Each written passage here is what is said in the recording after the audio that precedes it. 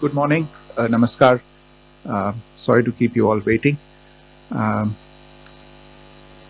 जैसा कि हम पिछले 2-3 प्रेस ब्रीफिंग्स में भी बता चुके हैं, ये पाकिस्तानी गतिविधियां हैं पिछले 2-3 दिन से, जो एक एस्केलेटरी तौर पे देखी जा रही हैं और प्रोवोकेटिव तौर पे देखी जा रही हैं. I've said on numerous earlier occasions, it is Pakistani actions that have constituted provocation and escalation. In response, and I repeat, in response, India has defended and reacted in a responsible and measured fashion to these provocations and these escalations by the Pakistani side. Earlier this morning, we saw a repeat of this escalatory and provocative pattern, and I'll invite Colonel Sophia Qureshi and Wing Commander Vyomika Singh to update you on the developments since early this morning. Colonel Qureshi. Thank you, sir. नमस्कार. पाकिस्तान सेना ने पूरी पश्चिम मोर्चे पर लगातार आक्रामक गतिविधियां जारी रखी.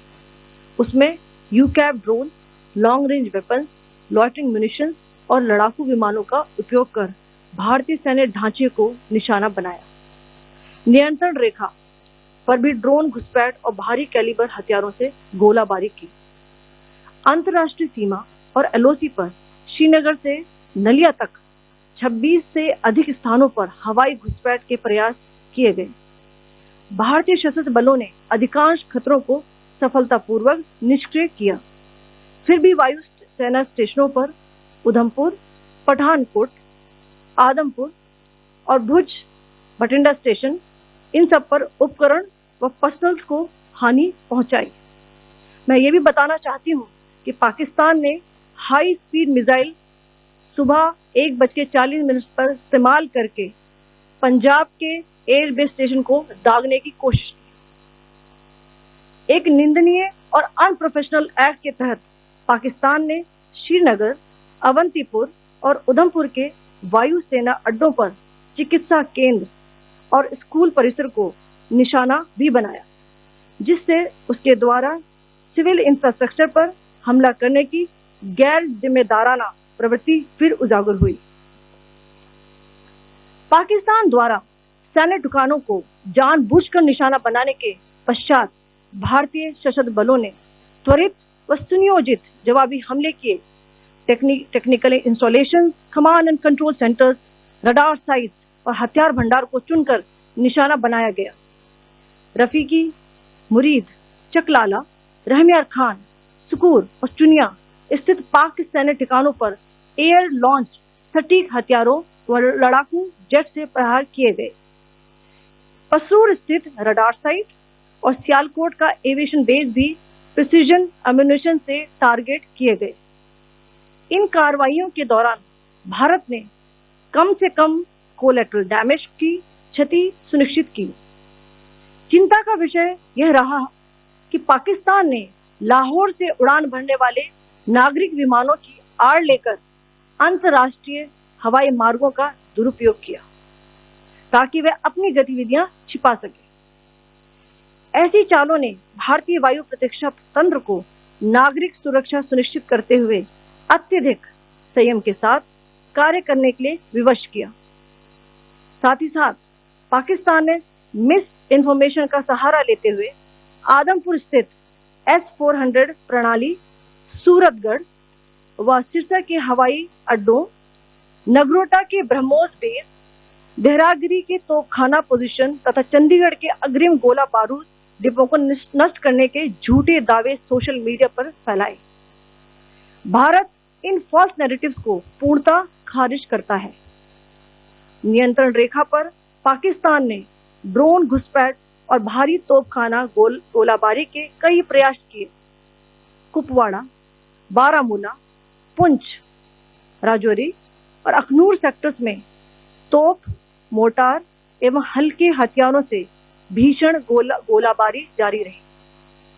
भारतीय सेना ने प्रभावी व तुलनात्मक प्रत्युत्तर देते हुए पाक सेना को काफी क्षति पहुंचाई. पाकिस्तान सेना के अग्रिम क्षेत्रों में सैनिकों की डिप्लॉयमेंट बढ़ती दिख रही है, जो स्थिति को और भड़काने की मंशा दर्शाती है। भारतीय सशस्त्र बल पूर्ण परिचालन तत्परता की स्थिति में है। अभी तक सभी शत्रुतापूर्ण कार्रवाइयों का प्रभावी ढंग से सामना कर उपयुक्त जवाब दिया गया है। भारतीय सशस्त्र बल दोहराते हैं कि वे तनाव वृद्धि नहीं चाहते, बशर्ते पाकिस्तान भी ऐसा ही व्यवहार करे। आखिर में आपको कुछ वीडियो दिखाना चाहती हूँ जहां पर इंडियन आर्मी के वेपन्स LOC पर पाक के एसेट्स को ध्वस्त करते नजर आ रहे हैं।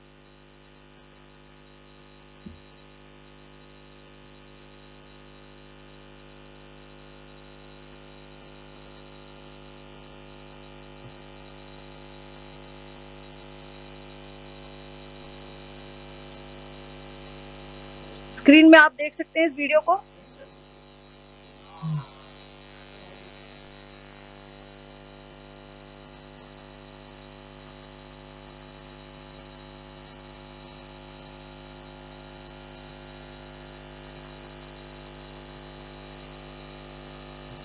धन्यवाद। जय हिंद।